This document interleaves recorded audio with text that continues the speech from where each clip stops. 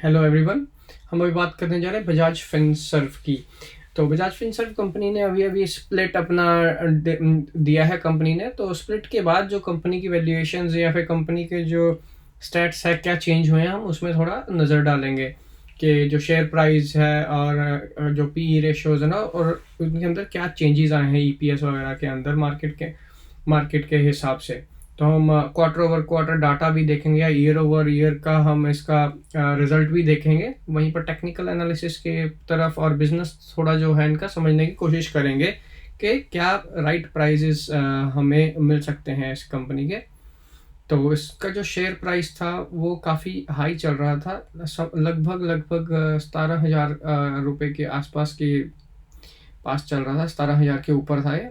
तो अभी जो इसका मार्केट कैप है जो इस कंपनी का, वो देखते हैं 2,87,607 के आसपास का। तो जो अभी स्प्लिट के बाद जो शेयर का प्राइस हुआ है और दूसरे दिन ये क्लोजिंग दिया है 18,1805 है इसका, 1805 रुपीज़ का दिया गया है। तो इसका जो हाई था अभी 1933 का और लो है 1073। तो अभी अगर हम इसके आरओसी देखते हैं, वो आरओसी है जो इस कंपनी का, वो 11.4% का है। जो आरओई है वो 12% के आसपास। स्टॉक का पीई है जो 57। सो यहीं पर एक क्वेश्चन मार्क आया था, स्प्लिट के बाद भी क्या स्टॉक सस्ते होते हैं या महंगे होते हैं। तो ज़रूरी नहीं है कि स्टॉक की वैल्यूएशन एडजस्ट हो गई हो अगर स्टॉक भी उसका स्प्लिट आया हो या उसके अंदर कोई बोनस आया हो। तो उसके बाद जो इंडस्ट्री का पी है 26.4 का है। वहीं पर जो ईपीएस इसका लास्ट ईयर का था 28.6 का दिखाई दे रहा है। वहीं वैल्यूएशन के बाद जो स्प्लिट के बाद जो इसका 31.6 का ईपीएस रहा है। वहीं जो डेट है वो 4 है। ऑब्वियसली ये कंपनी का काम ही है डेट का, डेट देती है इंश्योरेंस कंपनी। इसका बिजनेस पर भी हम नज़र थोड़ा डालेंगे। करंट एसेट्स हैं वो 17,994 करोड़ के हैं। वहीं पर जो लाइबिलिटीज़ है 1,05,914 करोड़ के आसपास की। फ्री कैश फ्लोज है जो वह 34,420 के लगभग। जो डेट इस कंपनी के ऊपर टोटल डेट देखते हैं जो वो है 1,61,179 के आसपास। और वहीं पर वर्किंग कैपिटल है जो इसका 87,920 के आसपास। तो यहाँ पर हम देखना चाहते हैं कि इस कंपनी का जो dividend pay out ratio, dividend yield है 0.02% की। CAGR 3 ईयर का जो सेल ग्रोथ है वो 17.1% है, जो कि एक अच्छा नंबर दिखाई दे रहा है। वहीं पर 5 ईयर ग्रोथ है जो CAGR की वो है 20.8%।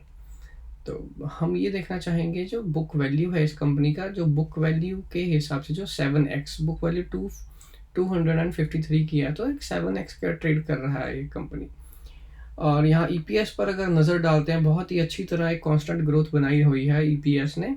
तो एक अगर हम ईपीएस की ग्रोथ का एवरेज अगर थोड़ा थोड़ा बहुत देखते हैं तो अराउंड 20 के आसपास, 2012 ये इसके बीच बीच 29 और 12 के बीच बीच ये अपनी कंपनी परसेंट वाइज ग्रोथ कर रही है ईपीएस के अंदर। तो हम नज़र डालते हैं क्वार्टर्स के रिजल्ट के ऊपर, जो कि जून क्वार्टर और मार्च क्वार्टर था। उसका जो जून क्वार्टर का जो है रेवेन्यू जो गिरा था इसका 15.76% से, पर एबिटडा जो है ओनली 3.65% से बढ़ा था। वहीं पर प्रॉफिट बिफोर टैक्स है जो 3.80% से इसकी बढ़ोतरी हुई है। वहीं पर जो नेट प्रॉफिट है इस कंपनी का वो 1.74 आया है, उस परसेंट से बढ़ा है। तो वहीं पर जो ऑपरेटिंग प्रॉफिट मार्जिन है वो 32.30% के ऊपर यहाँ कंपनी बनाई रखी है। और वहीं पर जो ऑपरेटिंग प्रॉफिट मार्जिन जून क्वार्टर का 39.75% का है। नेट प्रॉफिट मार्जिन 13.43% का था मार्च क्वार्टर के अंदर। वहीं पर जून क्वार्टर है जो वो 16.22 के आसपास अभी चल रहा है। वहीं पर क्वार्टर का जो year over year quarter comparison करते हैं जून 22 और जून 21 के आसपास, तो इसके अंदर सेल्स की बढ़ोतरी हुई है 13.90% से।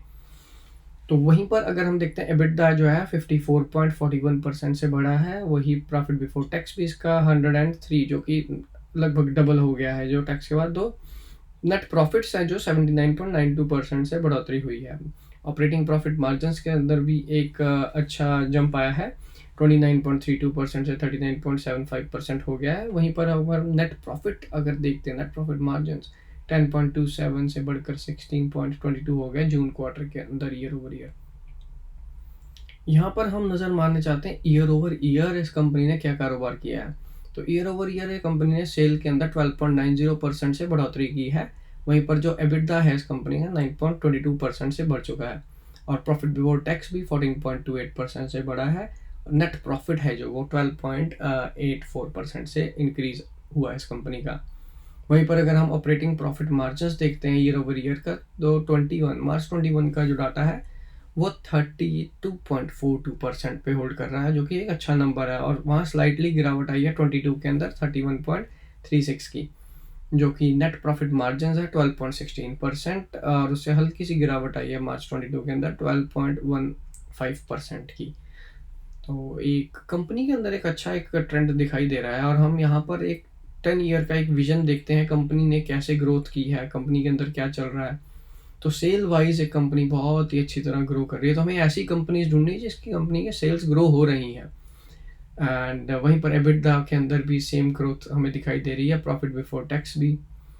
और जो ग्रोथ है इस कंपनी की सेल में उसमें थोड़ी स्लो हो चुकी है। लाइक अगर आप देखते हो जनवरी 17 से लेकर अब तक तो एक ग्रोथ के अंदर स्लो डाउन आया है। तो हम आने वाले समय में देखेंगे कंपनी कैसा परफॉर्म करती है। वही नेट प्रॉफिट से जो बहुत ही अच्छी तरह इनके बढ़ते जा रहे हैं। हम 10 क्वार्टर्स की अगर बात करते हैं, क्वार्टर ओवर क्वार्टर एनालिसिस अगर हम करना चाहते हैं तो इसके ऊपर हम ये देख सकते हैं कि जो सेल्स हैं उसके अंदर एक इंक्रीज तो आया है, बट यहाँ पर अभी जो ये सेल में डिप आया है वो हमारा अराउंड समवेयर सितंबर 21 क्वार्टर के नीचे हो गई है सेल।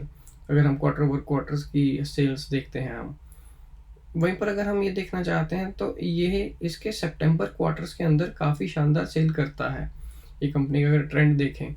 वहीं पर सेल के अंदर जो क्वार्टर ओवर क्वार्टर में परसेंटेज में गिरावट आई है, बट प्रॉफिट्स हैं जो प्रॉफिट्स के अंदर एक हमें थोड़ी ग्रोथ दिखाई दे रही है। प्रॉफिट्स में ग्रोथ यहाँ पर दिख रही है क्वार्टर ओवर क्वार्टर के अंदर कंपनी की।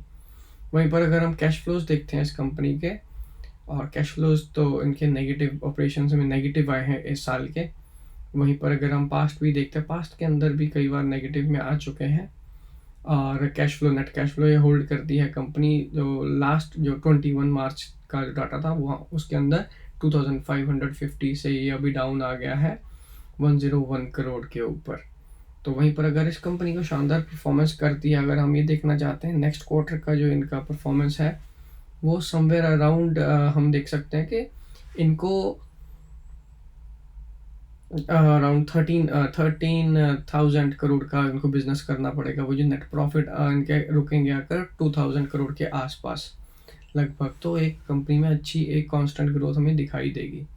वहीं पर अगर हम CAGR चेक करते हैं, जो प्रॉफिट पैट का जो CAGR 19% 5 ईयर पे होल्ड करता है। वहीं पर सेल्स का जो है हमारा वो 22.79% पे होल्ड करता है CAGR सेल्स का। अगर हम ये देखना चाहते हैं कि रेशियोज के ऊपर नज़र डालते हैं, रेशियोज के अंदर एक गिरावट थोड़ी आई है लॉन्ग टर्म के अंदर।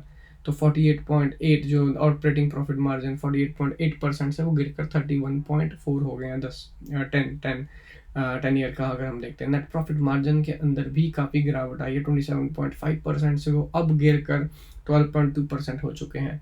वहीं पर अगर हम ROE देखते हैं वो 28.4 से गिरकर वो हमें यहाँ पर 20.7 की नज़र आ रही है। तो अगर हम इस कंपनी के अंदर पैसा इन्वेस्ट करते हैं तो लगभग ये कंपनी यहाँ पर हमें 3 साल लगभग 3-3.5 साल के अंदर ये पैसा डबल करके हमें दे सकती है। तो ये डाटा है जो वो चेंज हो सकता है अकॉर्डिंग टू कंपनीज परफॉर्मेंस। ज़रूरी नहीं है कि इतना ही हमें आए।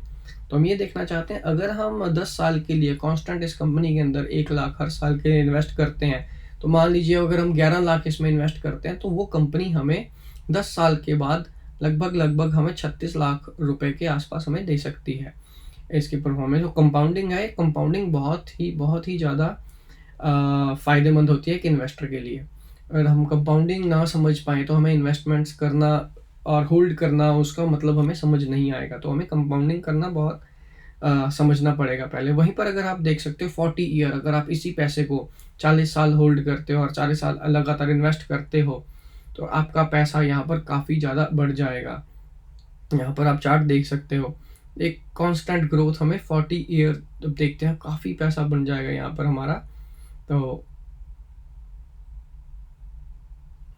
इसीलिए हमें लॉन्ग टर्म के लिए पैसा होल्ड करना पड़ता है। अगर हम यहाँ ये देखना चाहते हैं कि वन टाइम इन्वेस्टमेंट और हमें 10 ईयर का जो हमें पैसा इन्वेस्ट करते हैं उसके अंदर क्या होता है।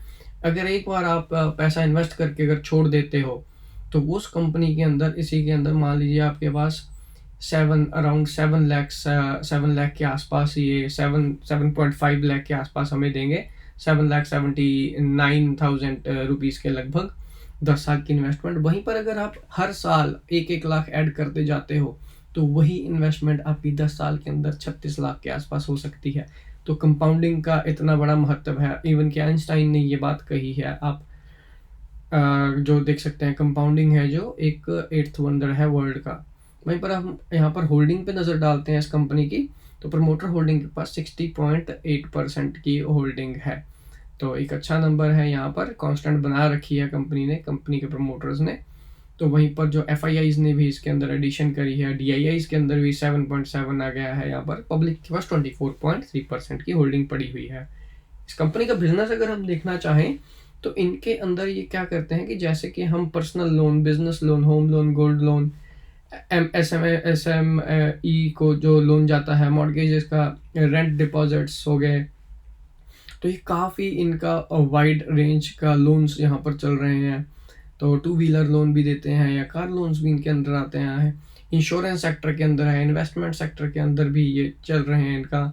ठीक है, तो काफ़ी अच्छा एक हमें यहाँ पर बिजनेस दिखाई दे रहा है, जो कि काफ़ी सेक्टर्स के अंदर है। लैपटॉप्स हो गया, स्मार्ट वॉचेस, छोटे प्रोडक्ट्स से लेकर बड़े प्रोडक्ट्स तक इनका काफ़ी बिजनेस है इस चीज़ के अंदर। वहीं हम टेक्निकल्स की अगर नज़र डालते हैं, तो ये एक हमें ये पैटर्न दिखाई दे रहा है कि एक सपोर्ट हमें यहाँ पर दिखाई दे रही है, जो कि अराउंड 1900 के लगभग भी है। काफ़ी स्ट्रॉन्ग सपोर्ट दिखाई दे रही है हमें। तो एक लॉन्ग टर्म सपोर्ट अगर हम देखते हैं, तो यहाँ पर नीचे की एक सपोर्ट है, वहाँ पर ऊपर से एक रेजिस्टेंस है। तो हम ये रेजिस्टेंस को ये टच कर कर मे भी ये शायद ये स्टॉक नीचे गिर सकता है वापस। क्यों?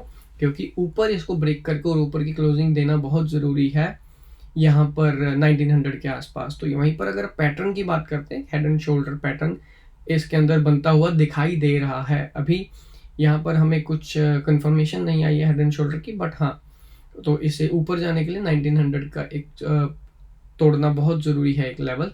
तो वहीं पर अगर नीचे की सपोर्ट देखते हो, अराउंड 1500 के लगभग लेवल हमें फिबोनाची का दिख रहा है यहाँ पर।